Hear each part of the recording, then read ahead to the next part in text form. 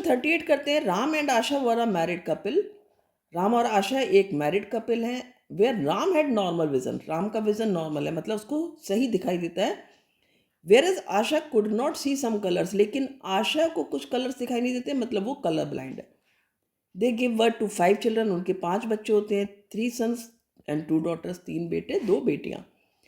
Of these all sons were colour blind, और इन बच्चों में जितने भी बेटे हुए उनके वो कलर ब्लाइंड हुए, जबकि both the girls had normal vision, जो गर्ल्स हैं वो नॉर्मल विजन, यानी कि वो अपने पिता की तरह नॉर्मल दिखती हैं। Using a reason to support your answer for each, आपको यहाँ पर आंसर देना है जो क्वेश्चन दिए नीचे, और उसके साथ में एक रीजन भी देना है। Identify if the trait for the colour blind is recessive और डोमिनेंट।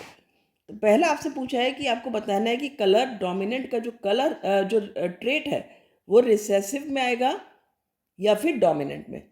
तो देखो यहाँ पर ये रिसेसिव ट्रेट हुआ।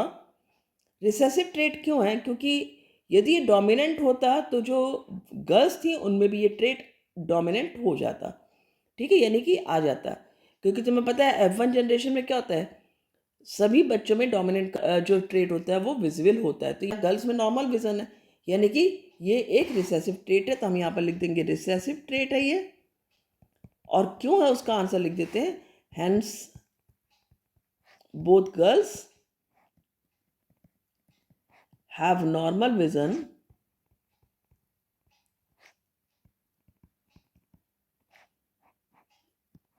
which proves that trait of color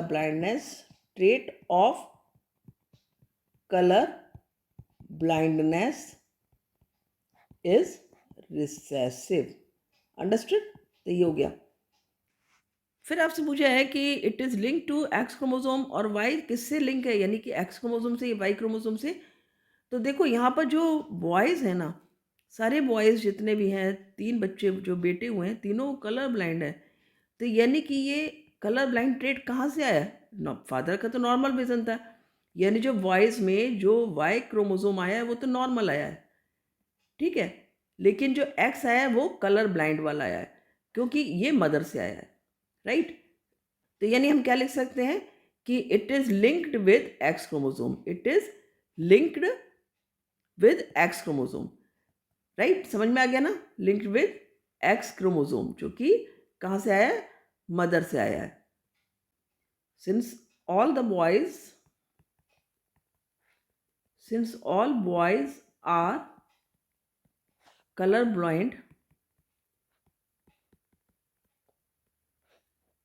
hence it is linked with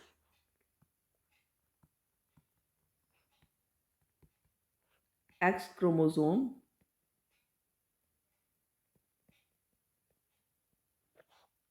right, which is of mother।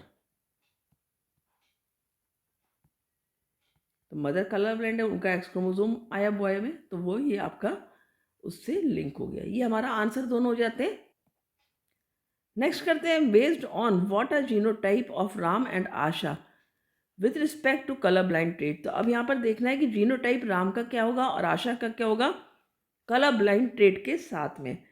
तो यहाँ पर हम यदि देखें तो जो राम का हमारा आया, जो कि राम का नॉर्मल है, तो इसका जो जीनोटाइप होगा वो होगा एक्स एंड वाई, और जो आशा है वो कलर ब्लाइंड है, तो उसका जो जीनोटाइप होगा वो हो जाएगा एक्सी एक्सी। ये हो जाएगा आपका आशा का। फिर यहाँ पर एक पुनेट स्क्वायर आपको बना के देना है, यानी कि ये दिखाना है कि किस तरह से इनमें क्रॉस होगा। तो हम दिखाते हैं यहाँ पर क्रॉस करके। अब तो राम का एक्स और वाई हो गया यहाँ पर, और आशा का एक्स और एक्स हो गया, एक्सी एक्सी। तो पहला हो गया X C X, X C Y, X C X और एक्सी वाई। ये हमारा जो क्रॉस होगा पुनेट स्क्वायर में वो इस तरह से शो हो जाएगा, ठीक है। तो ये हमारा पहला आंसर हो जाता है। इसका और है कि a one of the sons get married. अब ये जो 2 बच्चे हुए हैं इनमें से यदि एक जो है वो मैरिज करता है with the girl who is heterozygous for colour blind, यानी कि जो एक्स सी वाई है, राइट, जो हमारा ये बॉय है इसने जिस गर्ल से मैरिज की वो हेट्रोजाइगस है फॉर कलर ब्लाइंड, यानी उसका एक क्रोमोसोम कलर ब्लाइंड वाला हुआ और दूसरा जो है नॉर्मल हुआ। तो कहा है यहाँ पर कि show the what is the possibility of their son being colour blind, तो उनके कितने जो बेटे होंगे वो कलर ब्लाइंड होने की चांसेस है, उसका भी क्रॉस आपको शो करना है। तो यहाँ पर भी एक पुनेट डिस्कवर बना लेते हैं। ठीक है, ये हो गया आपका बॉय और ये हो गई हेट्रोजाइगस गर्ल। तो यहाँ पर हमने इस क्रॉस को बना रहे हैं, राइट। ये हो गया आपका लाइन और इधर ये लाइन ड्रॉ कर ली, ये हो गया एक्स सी और ये हो गया वाई बॉय का, और ये एक्स सी और एक्स हो गया गर्ल का। तो देखो पहला बन गया आपका एक्स सी, फिर एक्स सी वाई, फिर एक्स सी और एक्स वाई। यानी यहाँ पर यदि दो बॉयज़ हैं तो दो में से एक जो है वो कलर ब्लाइंड है, यानी कितने चांसेस हो गए, 50% चांसेस हो गए बॉयज़ के कलर ब्लाइंड होने के। तो इस तरह से इस आंसर को आप करोगे। समझ में आ गया होगा अच्छे से, आई होप बहुत अच्छे से आपने समझा इसको। तो मिलते हैं अगले वीडियो में, थैंक यू।